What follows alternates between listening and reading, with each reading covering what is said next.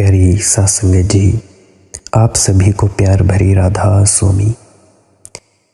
आज का सत्संग विशेषकर उन लोगों के लिए है जो सोचते होंगे कि यदि हमारा मन शांत हो गया तो हमारा क्या होगा। यदि हम शब्दों से मौन हो जाएं, मन हमारा शून्य हो जाए, तो फिर जीवन का, संसार का व्यवहार कैसे चलेगा। तो चलिए इस प्रश्न में कुछ चर्चा करते हैं। तो इस प्रश्न के बारे में जानने के लिए 2-3 बातें जान लेना ज़रूरी है। हम सभी को यही भ्रांति है कि मन हमारे जितने बेचैन और अशांत हों, संसार का व्यवहार उतना ही अच्छा चलता है। ये हमारा पूछना वैसे ही है जैसे बीमार लोग पूछें कि यदि हम ठीक हो जाएं, स्वस्थ हो जाएं, तो संसार का व्यवहार कैसे चलेगा। पागल लोग पूछें कि हम यदि ठीक हो जाएं और हमारा पागलपन समाप्त हो जाए तो संसार का व्यवहार कैसे चलेगा। ये बहुत ही ज़्यादा मज़े की बात है। अशांत दिल के कारण संसार का व्यवहार नहीं चल रहा है, बल्कि संसार के चलने में जितनी बाधाएं हैं, जितने कष्ट हैं, संसार का जीवन जितना नरक है, वह अशांत दिल के कारण है। ये जो संसार का व्यवहार चलता हुआ हमें मालूम पड़ता है, इतने अशांत लोगों के साथ भी यह बहुत ही ज़्यादा आश्चर्यजनक बात है। शांत मन संसार के व्यवहार में बांधा नहीं है, बल्कि शांत मन इस संसार को ही स्वर्ग के व्यवहार में बदल लेने में समर्थ है। जितना शब्दों से मन शांत हो जाता है, उतनी ही जीवन में अंतर्दृष्टि मिलनी शुरू हो जाती है। फिर भी हम चलेंगे, लेकिन वह चलना और तरह का होगा।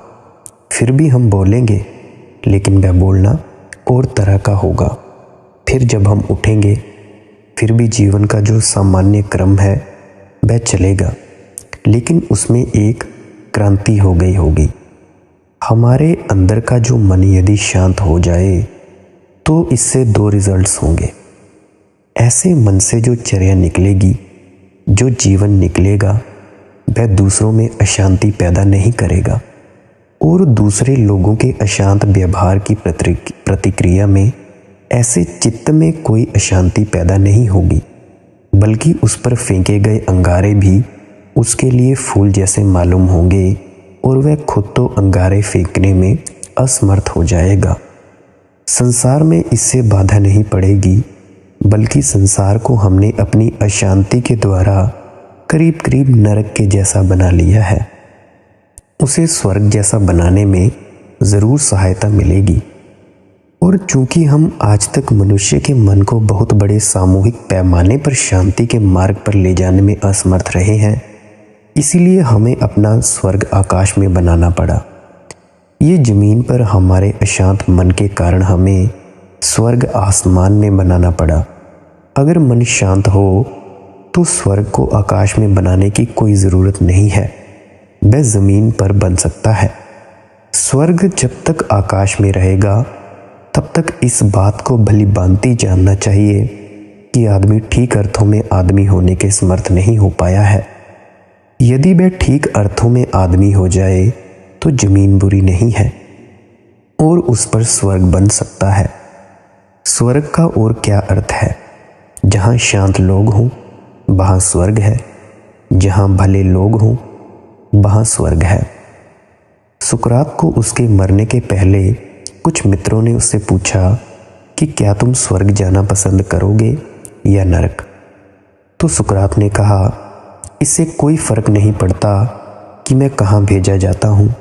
मैं जहाँ जाऊँगा वहाँ मैं स्वर्ग का अनुभव करने में समर्थ हूँ। इससे कोई भेद नहीं पड़ता कि मैं कहाँ जाता हूँ। मैं जहाँ जाऊँगा अपना स्वर्ग अपने साथ ले जाऊँगा। हर आदमी अपना स्वर्ग या अपना नरक अपने साथ लिए हुए है, और वह उसी मात्रा में अपने साथ लिए हुए है जिस मात्रा में उसका मन शांत हो जाता है। शब्दों की भीड़ से मुक्त हो जाना है, मौन हो जाना है। जितनी गहरी साइलेंस होगी, चुप्पी होगी, उतना ही उसके बाहर एक स्वर्ग का घेरा, एक स्वर्ग का वायुमंडल उसके आसपास चलने लगता है। इसीलिए यह हो सकता है कि एक ही साथ बैठे हुए लोग एक ही जगह पर ना हों। यह हो सकता है कि आपके पड़ोस में जो बैठा है व्यक्ति वह स्वर्ग में हो और आप नरक में। ये इस बात पर निर्भर करेगा कि उसका मन कैसा है, उसके मन की आंतरिक दशा कैसी है। उस आंतरिक दशा पर ही बाहर का सारा जीवन, देखने का ढंग, अनुभूतियाँ सभी परिवर्तित हो जाती हैं। हमारे ही बीच महावीर या बुद्ध या क्राइस्ट जैसे लोग हुए हैं जो हमारे ही बीच थे, हमारी ही ज़मीन पर थे, लेकिन इसी ज़मीन पर उन्होंने उस आनंद को जाना जिसकी हमें कोई भी खबर नहीं है।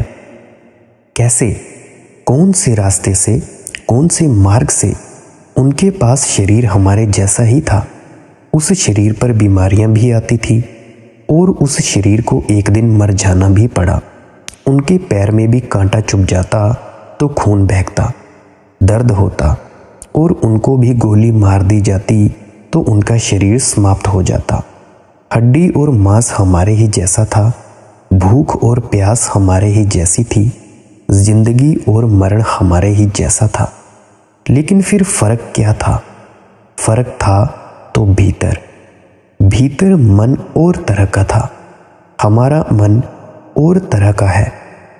मन शांत था, मन मौन था उनका। इस मौन और शांति से भी जिन्होंने जीवन को जिया और उस जीवन में से बहुत सी सुगंध पाई, बहुत ही संगीत पाया। हम अशांति के द्वारा जीवन को जीते हैं और हम ये सोच बैठते हैं कि अगर हम शांत हो गए तो फिर हमारा जीवन कैसे चलेगा। जैसे जीवन अशांति से चल रहा हो। जीवन अशांति से चल नहीं रहा, घिसट रहा है। जीवन अशांति से विकसित नहीं होता, केवल तड़पता है और परेशान होता है। और जीवन के व्यवहार का शांत हो जाने से कोई विरोध नहीं है, लेकिन शायद सैकड़ों वर्षों की शिक्षाओं ने हमारे मन में एक तरह का द्वंद्व, एक तरह का द्वैत पैदा कर दिया है। सैकड़ों वर्षों से यह कहा जाता रहा है कि जिस व्यक्ति को शांत होना है उसे संसार छोड़ देना पड़ेगा। सैकड़ों वर्षों से ये बात समझाई गई है कि शांत होना, सत्य के मार्ग पर होना और संसार का व्यवहार, ये दोनों विरोधी बातें हैं। मैं उनसे निवेदन करता हूँ, ये बड़ी खतरनाक शिक्षा थी और इस शिक्षा के कारण ही जीवन हमारा धार्मिक नहीं हो पाया। इस शिक्षा के कारण ही जमीन आज भी अधार्मिक है, क्योंकि यह शिक्षा हमारे लिए एक एस्केप बन गई, एक पलायन बन गई, एक बचाव का रास्ता बन गई। हमने सोचा कि यदि संसार को चलाना है तो धर्म हमारे लिए नहीं है, और धर्म हमारे लिए उस दिन होगा जिस दिन हम संसार को छोड़ने को राजी होंगे। ना हम संसार को छोड़ने को राजी होंगे और ना धर्म से हमारा कोई संबंध होगा। धर्म से बचने के लिए हमने एक तरकीब खोज ली। ये शिक्षा हमारे धर्म और हमारे बीच दूरी फासला बन गई। मैं आपसे निवेदन करता हूँ, मन जितना स्वस्थ और शांत होगा वह संसार का विरोधी नहीं होगा, बल्कि संसार को बदलने में, संसार को नया जीवन देने में सहयोगी बनेगा। शांत आदमी संसार का शत्रु नहीं है, बल्कि मित्र है। और जीवन का धर्म से कोई विरोध नहीं है, और परमात्मा और संसार के बीच कोई दुश्मनी नहीं है। जीवन को ठीक से जीना ही परमात्मा को पाने का मार्ग है, और धर्म या आंतरिक जीवन और शांति की खोज ठीक ठीक अर्थों में हम कैसे जिएं, इस दिशा में हमारे पैरों को बढ़ाने की तरकीब और माध्यम और मार्ग है। इसीलिए ये हम ना सोचें कि मैंने कहा मन शांत हो जाए, शब्दों से मुक्त हो जाए तो आपका संसार और व्यवहार बिगड़ जाएगा। नहीं नहीं, वह अभी बिगड़ा हुआ है। पर अगर हम मन को शांत कर सकें तो संसार में ही, इस सामान्य जीवनचर्या में ही, इस दैनिक जीवन में ही परमात्मा के दर्शन शुरू हो जाएंगे। एक रात एक साध्वी एक गांव में मेहमान होना चाहती थी, लेकिन उस गांव के लोगों ने उसे ठहरने के लिए अपने दरवाजे न खोले। हर दरवाजे पर उसने प्रार्थना की कि आज की रात मैं यहाँ ठहर जाऊं, लेकिन द्वार बंद कर लिए गए। जैसा कि मैंने कल कहा था कि वह साध्वी, वह अकेली महिला उस रात उस गांव में शरण मांगती थी, लेकिन उस गांव के लोगों का धर्म दूसरा था और साध्वी का दूसरा धर्म, जैसा कि मैंने कल आपको कहानी में बताया था, अपनी कहानी में। इसीलिए शरण देना संभव नहीं हुआ। एक शब्द बाधा बन गया। साध्वी किन्हीं और विचारों को मानती थी और गांव के लोग किन्हीं और विचारों को मानते थे। उस साध्वी को ठहरने की जगह नहीं मिली। आखिर उस सर्द रात में उसे गांव के बाहर एक वृक्ष के नीचे ही सो जाना पड़ा। रात कोई 12 बजे होंगे। ठंडी हवाओं में उसकी नींद खुली। उसने आंखें खोली तो ऊपर पूर्णिमा का चांद वृक्ष के ऊपर खड़ा है और वृक्ष के रात के फूल चटक चटक कर खिल रहे हैं। और उसने पहली बार आकाश में इतने सुंदर चांद को देखा, इतने एकांत में, इतने अकेलेपन में। और उसने पहली बार जीवन में उस वृक्ष पर रात के फूलों को खिलते हुए सुना। छोटी छोटी बदलियां आकाश में तैरती थीं। वह उठी और मौन उस रात के सौंदर्य को उसने जाना और पिया। और फिर आधी रात को ही वह गांव में वापस पहुंच गई और उसने उन लोगों के द्वार खटखटाए जिन्होंने सांझ उसे शरण देने के लिए इनकार कर दिया था। अंधेरी रात, आधी रात में वे घर के लोग उठे और उन्होंने पूछा, कैसे आई हो? हम तो सांझ को तुम्हें इनकार कर चुके। तब उस आदमी ने कहा कि मैं तो बस धन्यवाद देने आई हूँ। काश तुमने मुझे अपने घर में ठहरा लिया होता तो आज मैंने जो सौंदर्य जाना है वह मैं कभी भी ना जान पाती। तो मैं तुम्हें धन्यवाद देने आई हूँ कि तुमने मुझ पर कृपा की कि रात अपने घर में मुझे ठहरने ना दिया। अन्यथा तुम्हारी दीवारें बहुत छोटी थीं और मैं उनमें मेहमान भी हो जाती तो आकाश को ना देख पाती और उस चांद को भी ना देख पाती और उन फूलों को भी ना सुन पाती जो खिल रहे हैं। तो मैं धन्यवाद देने आई हूँ तुम्हारे गांव को। तुमने मुझ पर जो कृपा की है वह बहुत ही ज़्यादा बड़ी है। ये साध्वी के ये प्रतिक्रिया आप में होती, किसी दूसरी व्यक्ति में होती, असंभव है।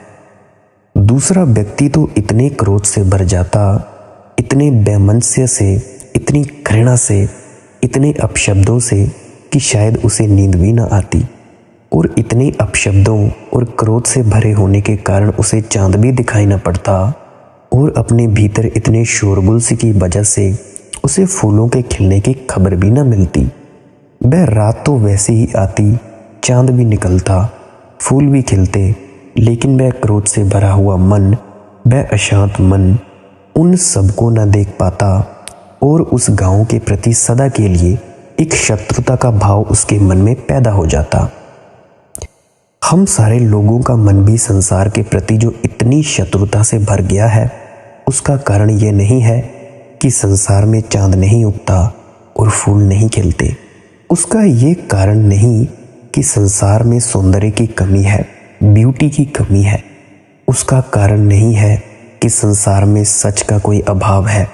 उसका यह भी कारण नहीं कि संसार में चारों तरफ से परमात्मा की वर्षा नहीं हो रही, या कि प्रकाश की किरणों ने आना बंद कर दिया है, या कि जीवन मृत हो गया है। नहीं नहीं, आज भी फूल खिलते हैं, आज भी चांद निकलता है, आज भी परमात्मा की रोशनी 24 घंटे वर्षा करती है, आज भी चारों तरफ उसकी ध्वनि उठती है। लेकिन हमारे पास वह मन नहीं है जो उसे जान सके, देख सके और पहचान सके। उसे जानने और पहचानने के लिए चाहिए एक शांत चित्त, तो चारों तरफ संसार दिखाई पड़ना बंद हो जाएगा।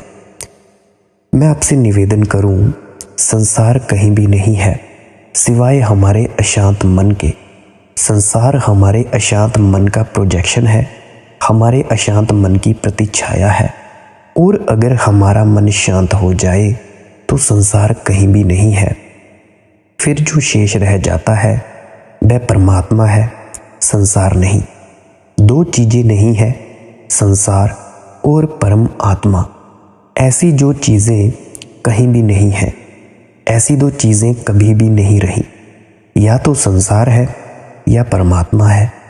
हम अशांत होते हैं तो हमें जो अनुभव में आता है वह संसार है, और हम शांत हो जाते हैं तो हमें जो अनुभव हो जाता है वह परमात्मा है। परमात्मा और संसार जैसी दो चीज़ें नहीं हैं। दो तरह के मन है, एक शांत और दूसरा अशांत। शांत मन ना तो व्यवहार में बाधा है ना संसार में, बल्कि जैसे जैसे भीतर शांति गहरी होती चली जाती है बाहर सब कुछ परिवर्तित होने लगता है। एक दूसरे ही जगत का, एक दूसरे ही सत्य का आविर्भाव होने लगता है। कुछ और ही दिखाई पड़ने लगता है। वहीं जहां हमें पदार्थ के अतिरिक्त और कुछ भी दिखाई नहीं पड़ा था, कुछ और ही दिखाई देने पड़ता लगता है। जहां हमें शरीरों के अतिरिक्त और कोई भी स्पर्श ना हुआ था। हमारे देखने और हमारे मन की गहरी क्षमता पर, हमारी रिसेप्टिविटी पर, हमारी ग्राह्यता पर निर्भर करता है क्या हमें अनुभव हो। हम अशांत होंगे तो निश्चय मानिए बाहर जहाँ जहाँ अशांति है उसके अतिरिक्त आपको कुछ भी अनुभव नहीं होगा। आपका अशांत मन केवल अशांति को जानने में ही समर्थ है। समान के पास समान खिंचा हुआ चला आता है। जब हमारे अंदर अशांति होती है तो चारों तरफ से अशांति हमारी तरफ चुंबक की तरह खींचने लगती है। इसमें उस अशांति का कोई कसूर नहीं है। हमने जो अशांति का गड्ढा बनाया हुआ है वह अशांति को खींचने लगता है, और जब हमारे भीतर शांति होती है तो चारों तरफ से शांति के झरने हमारी तरफ बहने शुरू हो जाते हैं। इसीलिए इस जमीन पर जो आदमी जैसा होता है वैसा ही अनुभव कर लेता है। ये जमीन ना तो बुरी है और ना ही भली। यहाँ ना तो स्वर्ग है और ना ही नरक। यहाँ ना तो अंधेरा है और ना ही प्रकाश। यहाँ तो हम जैसे होते हैं वैसे का ही हमें अनुभव हो जाता है, वैसे का ही हमें साक्षात हो जाता है। हम उसी से टकरा जाते हैं जो हम हैं। प्रत्येक व्यक्ति केवल अपने को ही सुनता और एहसास करता है। इसीलिए ये कभी हम ना सोचें कि मन शांत हो जाएगा तो सब बंद हो जाएगा। नहीं नहीं, मन शांत होगा तो ही सबकी शुरुआत होगी। अभी तो करीब करीब सब बंद है। अभी तो हमारे जानने की ना कोई क्षमता है और ना कोई विराट शक्ति है। अभी तो जानने वाला मन ही नहीं है, क्योंकि जानने की पहली शर्त है शांत हो जाना। अनुभव करने की पहली शर्त है शांत हो जाना। प्रेम को पाने की पहली शर्त है शांत हो जाना। कोई अपने घर के द्वारों को बंद किए बैठा हो तो सूरज बाहर खड़ा रहेगा, द्वारों पर आवाज़ नहीं करेगा, थपकी नहीं देगा, दस्तक नहीं देगा कि द्वार खोलो। सूरज बाहर प्रतीक्षा करेगा। और अगर हम द्वार बंद किए ही बैठे रहें तो हम अपने हाथों अपने लिए अंधकार पैदा कर लेते हैं। परमात्मा भी निरंतर सबके द्वार पर खड़ा है, लेकिन हम मन के द्वारा बंद किए बैठे हैं। तो परमात्मा प्रतीक्षा करेगा और हम अपने अंधकार में बैठे रहेंगे। मन को शांत करने, मन को शब्दों से मुक्त करने का अर्थ है मन के सारे दरवाजे और दीवारों को गिरा देना, ताकि मन के ऊपर कोई आवरण न रह जाए, मन के ऊपर कोई बंधन न रह जाए, मन के ऊपर कोई दीवार न रह जाए, कोई जेल न बन जाए। तो फिर आ जाएगा वह प्रकाश जो चारों तरफ मौजूद है और हमारी प्रतीक्षा कर रहा है। परमात्मा हमारे ऊपर कभी हिंसा नहीं करना चाहता है, इसीलिए बाहर दरवाजे पर प्रतीक्षा करता है कि हम अपने द्वार खोलें। लेकिन हम अपने द्वार ही ना खोलें तो अंधकार में हम अपने हाथ से जीते हैं। शांत मन का अर्थ है अपने दरवाजे खोलना। शांत मन का अर्थ है दीवारों को तोड़ना। शांत मन का अर्थ है असीम के साथ तालमेल, असीम के साथ संबंध को स्थापित करना। उससे संसार मिटेगा नहीं, बल्कि संसार ही स्वर्ग बन जाएगा। उससे जीवन के संबंध नष्ट नहीं होंगे, जैसा कि हमें सिखाया गया है। हमें सिखाया गया है कि जो परमात्मा का हो जाएगा वह पत्नी का नहीं रह जाएगा, वह व्यक्ति वह अपने बच्चों का नहीं रह जाएगा, वह अपने घर का नहीं रह जाएगा, वह अपने सगे संबंधियों का नहीं रह जाएगा। ये बात एकदम झूठ है। इससे ज़्यादा झूठी बात कभी नहीं कही गई, पर सच्चाई उल्टी है। सच्चाई ये है कि उसके घर के लोग तो उसके होंगे ही, इस ज़मीन पर कोई ना रह जाएगा जो उसके घर के बाहर का हो। सच्चाई ये है कि उसके संबंधों तो जिनसे हैं उनसे होंगे ही, इस जगत में कोई ना रह जाएगा जिससे उसके संबंध ना रह जाएं। उसका परिवार मिटेगा नहीं बल्कि बड़ा हो जाएगा। उसका प्रेम समाप्त नहीं होगा बल्कि और ज़्यादा विराट हो जाएगा। उसका छोटा सा घर नष्ट नहीं होगा बल्कि उसके घर की सीमाएं बड़ी होती चली जाएंगी और ज़मीन पर कोई ऐसा कोना ना होगा जो उसे अपना घर जैसा मालूम ना पड़े। ये बात सरासर झूठी है कि वह अपने घर से छोड़ देगा। सच बात यह है कि पूरी ज़मीन उसका घर हो जाएगी। ये बात गलत है कि वह अपने परिवार का शत्रु हो जाएगा। सच्ची बात तो यह है कि इस ज़मीन पर सब कुछ उसका परिवार हो जाएगा। उसका प्रेम विराट होगा, क्षुद्र नहीं। और निश्चित ही जब इतने विराट प्रेम का जन्म होगा तो जिस प्रेम को हम जानते हैं उसमें एक क्रांति हो जाएगी, उसमें एक परिवर्तन हो जाएगा। हमारे प्रेम में तो घृणा भी मौजूद होती है। जिस पत्नी को हम प्रेम करते हैं उसकी हम हत्या भी कर सकते हैं। जिस मित्र को हम मित्र कहते हैं कि मैं तुम्हारे लिए प्राण दे सकता हूँ, जरा सी बात बिगड़ जाए और हम उसके प्राण लेने को तैयार हो सकते हैं। हमारा प्रेम अपने भीतर घृणा को छिपाए हुए है। ये प्रेम बिल्कुल सरासर झूठा है, क्योंकि जिस प्रेम के भीतर नफरत बैठी हो उस प्रेम का कितना मूल्य। हम जिसे प्रेम करते हैं उसी को घृणा भी करते हैं।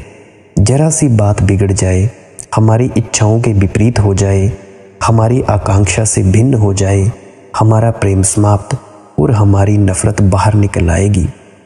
जब दो मित्र शत्रु हो जाते हैं तो उन जैसा शत्रु और कोई भी नहीं होता। और जब दो भाई लड़ने लगते हैं तो उन जैसा लड़ने वाला भी खोजना बहुत ज़्यादा कठिन है। आखिर क्यों? क्या बात है? हमारे प्रेम और हमारी मित्रता के पीछे हमारी घृणा मौजूद है। जब कोई व्यक्ति शांत होता है तो प्रेम नष्ट नहीं होता, बल्कि उसके भीतर से घृणा नफरत समाप्त हो जाती है। उसके पास शुद्धतम प्रेम बच जाता है। इसीलिए उसमें प्रेम में वह वायलेंस, वह हिंसा नहीं होती जो हमारे प्रेम में है।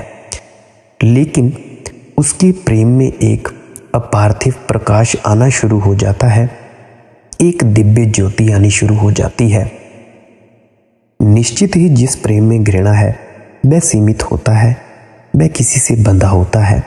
लेकिन जिस प्रेम में कोई नफरत नहीं रह जाती वह असीम हो जाता है, उसका बंधन नहीं रह जाता, जैसा हमारे संतों महात्माओं का होता है। वह प्रेम किसी को पोजेस नहीं करता, वह किसी का मालिक नहीं बनता, वह किसी को डोमिनेट नहीं करता, वह किसी का अधिकार नहीं ले लेता। हमारा प्रेम तो मालकियत है।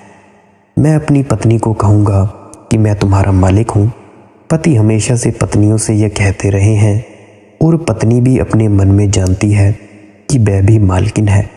जो ये जानता है कि मैं जिसे प्रेम करता हूँ उसका मैं मालिक हूँ, वह ठीक से समझ ले। उसने कभी प्रेम को जाना भी नहीं, उसने कभी प्रेम को किया भी नहीं। क्या प्रेम भी किसी का मालिक हो सकता है? मालिक तो हम उसके होना चाहते हैं जिससे हमें डर होता है। हम उस पर कब्जा कर लेना चाहते हैं ताकि उससे डर ना लगे, उससे भय ना लगे। मालिक तो हम उसके होना चाहते हैं जिससे हमें कोई प्रेम नहीं होता। मालिक तो हम वस्तुओं के होना चाहते हैं। व्यक्तियों का कोई भी मालिक नहीं हो सकता। आत्माओं का कभी कोई मालिक हुआ है?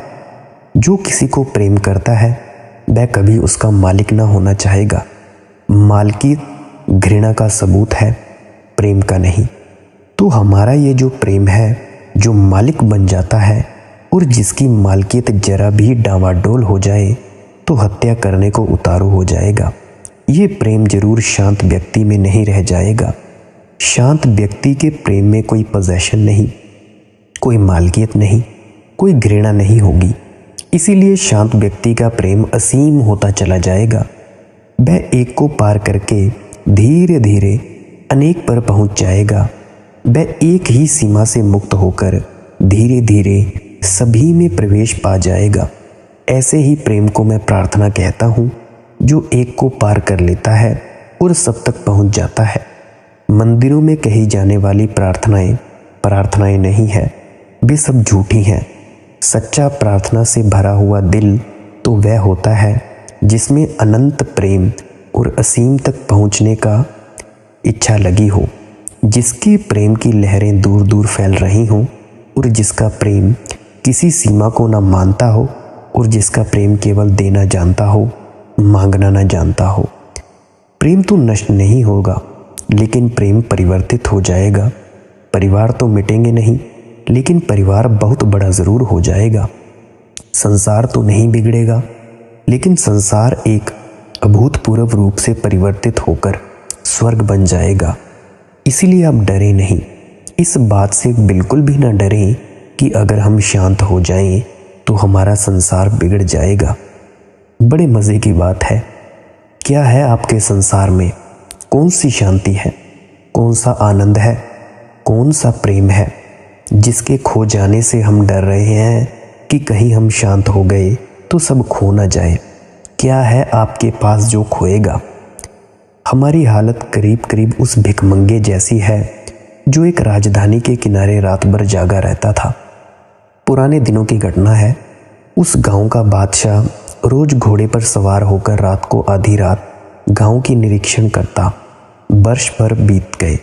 सर्दी हो कि बरसात, कि अंधेरी रात हो कि उजाली रात, वह भिखारी गांव के बाहर निरंतर खड़ा हुआ जागता रहता। आखिर उस बादशाह से न रह गया। उसने एक दिन अपने घोड़े को रोका और पूछा, मेरे मित्र, किस चीज़ का पहरा देते हो रात भर? उस भिखारी ने कहा, मेरा भी सामान है, कोई उठाकर न ले जाए। उसके पास एक भिक्षा पात्र था, एक डंडा था और एक झोली थी। वह रात भर जाकर पहरा देता था कि कहीं कोई उसके इस सामान को चुरा कर न ले जाए। तो उसने राजा से कहा कि क्या आप सोचते हैं कि मैं सो जाऊं और मेरा कोई सामान ले जाए? तो मैं दिन को सो लेता हूं, जब रास्ते चलते होते हैं तब कोई डर नहीं होता। रात में जागता हूं कि कहीं कोई मेरा सामान न ले जाए। राजा बहुत चिंतित हुआ। वह लौटा और उसने अपने राजगुरु को जाकर कहा कि मैंने बड़ी हैरानी की घटना देखी। एक भिखमंगे ने मुझसे यह कहा कि वह रात भर इसीलिए जागता है कि कहीं उसका कोई सामान न ले जाए, और सामान उसके पास एक भिक्षा पात्र, एक डंडा और एक झोली से ज़्यादा नहीं है। तब उसके राजगुरु ने कहा, अक्सर ऐसा होता है, जिनके पास कुछ भी नहीं होता वे हमेशा डरे रहते हैं कि उनकी चोरी न हो जाए, और अक्सर ऐसा होता है जिनके पास कुछ भी नहीं है वे भयभीत रहते हैं कहीं वह खो न जाए। हमारे पास क्या है जिससे हम डरें? क्या है हमारे संसार में जिसके खो जाने से हम डरे हुए हैं? क्या है? कौन सा आलोक हमारे प्राणों को आलोकित कर गया है? कौन सा जीवन हमने जिया और जान लिया है? याद आती है कोई घड़ी जीवन में लौट कर देखने पर, जिसे हम कहें कि ये मेरी संपदा है, मैं इसे संभालना चाहूँ। कोई क्षण आपको याद आते हैं जो ऐसे लगते हों जिनको बचाना ज़रूरी है? और अगर कल कोई परमात्मा आपके पास कहे कि जो ज़िंदगी आप जिए थे, मैं दोबारा उसी ज़िंदगी को जीने का हक देता हूँ, हम में से कितने लोग उसी ज़िंदगी को दोबारा जीने को राजी होंगे? कौन राजी होगा इस बात के लिए कि जो ज़िंदगी उसने जी, ठीक वैसी ज़िंदगी दोबारा जीने को अगर मौका मिल जाए, इनकार कर देगा कि ऐसी ज़िंदगी मुझे नहीं जीनी? कुछ भी तो नहीं जाना, कुछ भी तो नहीं पाया तुम सबने, सिवाय दुख और पीड़ा के, सिवाय क्रोध और अशांति के क्या जाना है तुमने? सिवाय बेचैनी और परेशानी के कौन सी चीज़ से पहचान हो गई तुम्हारी? कुछ भी तो नहीं। लेकिन डर यह है कि वह कहीं खो न जाए। मत डरिए। शांत होने के साथ ही वह संपदा मिलनी शुरू हो जाती है जिसे खोने के लिए कोई भयभीत हो तो उचित भी माना जा सकता है। लेकिन बड़े आश्चर्यों का आश्चर्य ये है कि शांति से जो संपदा पैदा होती है और जो मिलता है उसे खो जाने का कोई मार्ग ही नहीं है। उसे ना तो कोई छीन सकता है, ना तो कोई नष्ट कर सकता है और ना तो कोई मिटा सकता है। ना तो कोई उस शांति से मिलने वाली संपदा को जला ही सकता है। शांति होने से जो संपदा मिलती है, हो सकता है कि कोई उसके खो जाने के लिए भयभीत भी हो, क्योंकि वह संपदा है। लेकिन उसके खो जाने का कोई भय नहीं, क्योंकि वह प्राणों की प्राण है।